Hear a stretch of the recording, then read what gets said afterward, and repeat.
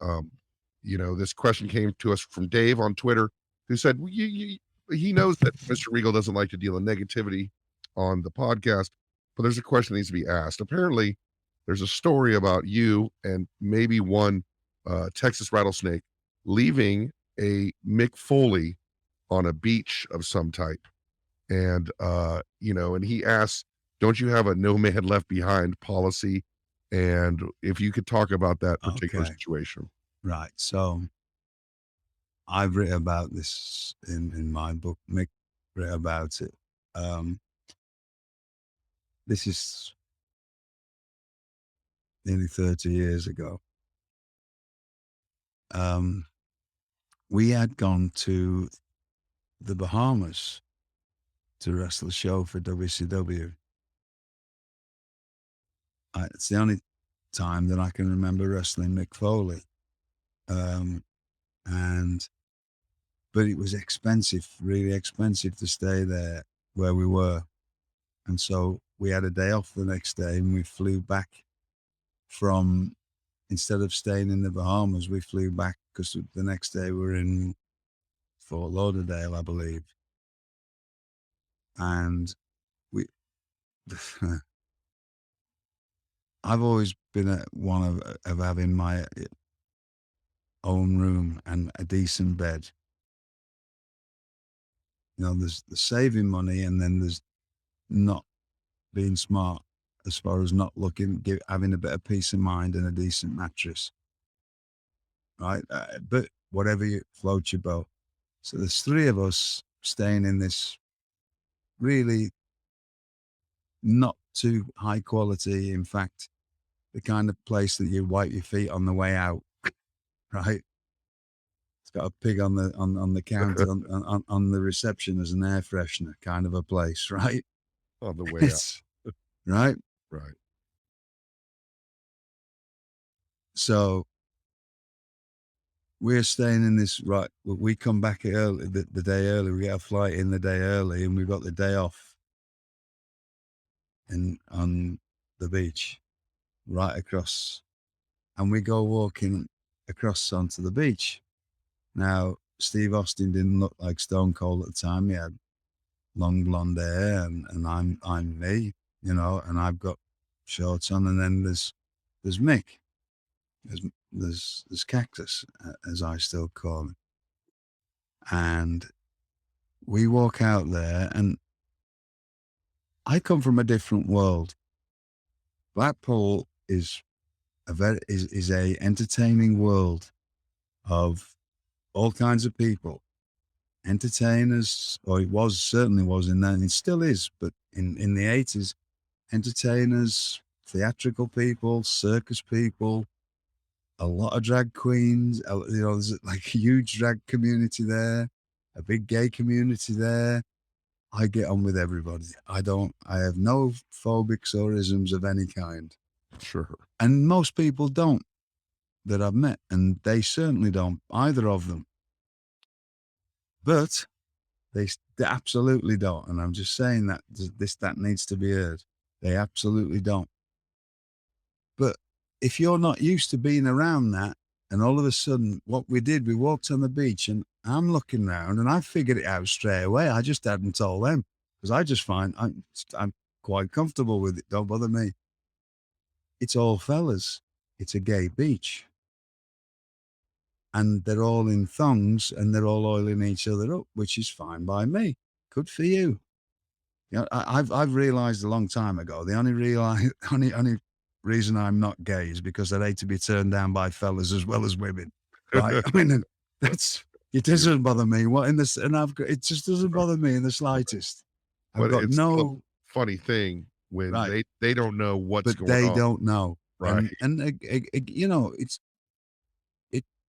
There's being okay with it, but then all of a sudden they're thinking they're strutting around as men do, just like, especially Steve. And well, I'm actually just waiting. This isn't. I don't know if I've ever told this, but I figured it out straight away. I'm not just saying that. I figured it out. This is a gay beach. So all of a sudden, they're they're noticing. It's all fellas, right? Right. And so very quickly, instead of me and Steve walking next to each other, Mick puts in the middle of us, like because Steve's like, oh no, like nothing wrong with that, but we just don't want to look like a couple. Whereas I couldn't have cared less. I'd have grabbed his hand if I'd have known that would have bothered him, because I'm just like that. I don't But care. they're in such Right. a state that putting Mick Foley in the middle of you two seemed like the best Seemed like the thing. option at the Right. time. So we're walking about now. It comes from, this is awful. Again, no phobics, no isms of any kind. But I come from a different time where, and it was quite okay to say certain things that you wouldn't say now. And I learned, once, but being around the people I was with and being around a lot of, and around a lot of my, people I know are gay, and just certain terms were just what street people, or us used.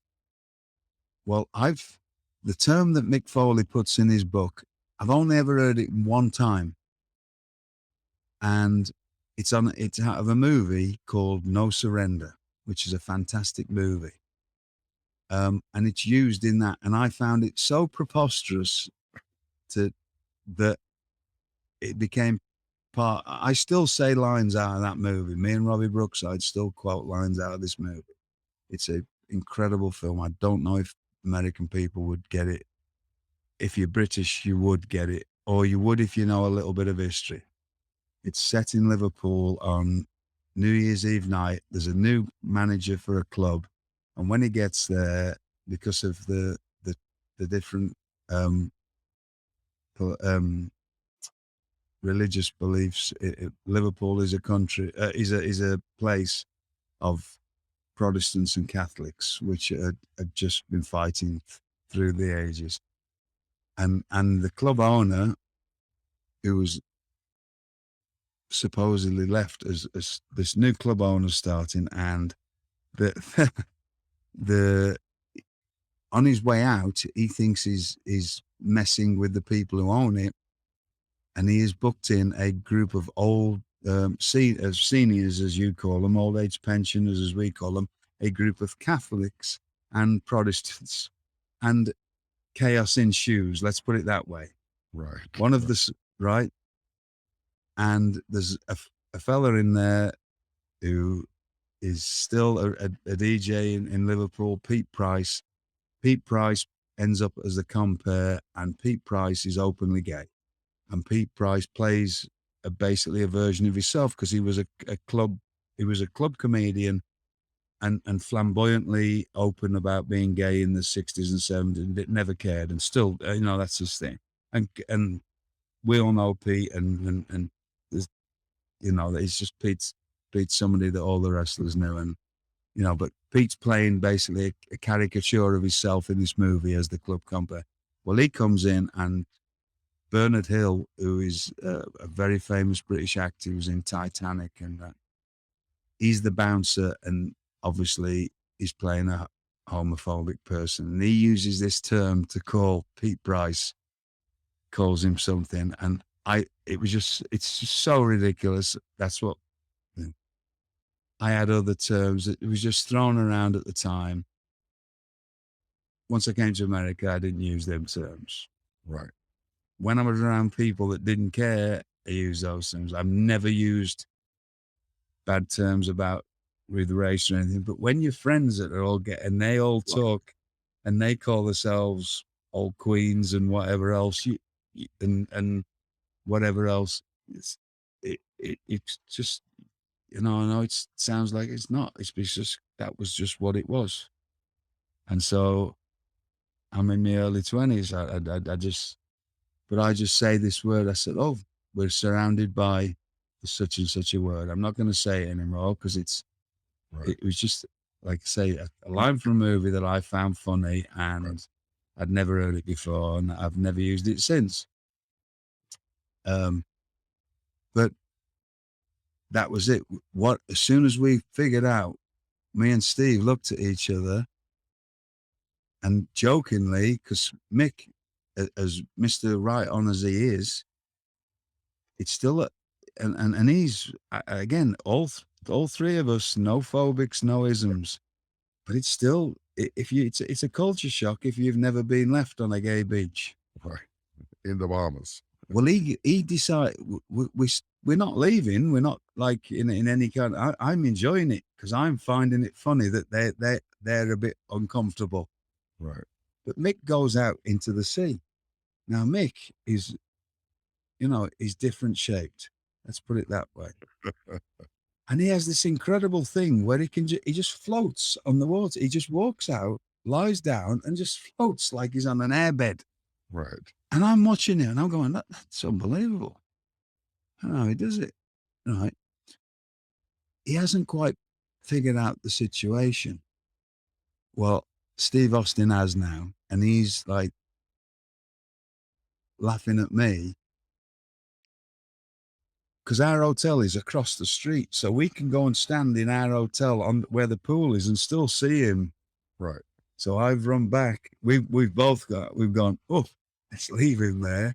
Because now he's got to get out the water, Right. and have and probably look 100 fellas that are all wearing thongs and oiled up. He's got to walk through them all. Right. So we just ran back like little children, giggling, just to watch his own comfort as we left him there and just stood on the other side of the road because he's got out. I have to backtrack. I said that we'd figured this out. I'd figured this out. Steve and Mick, this is my recollections, they hadn't figured it out. Mick's gone in the water. That was it. I'm getting this right now.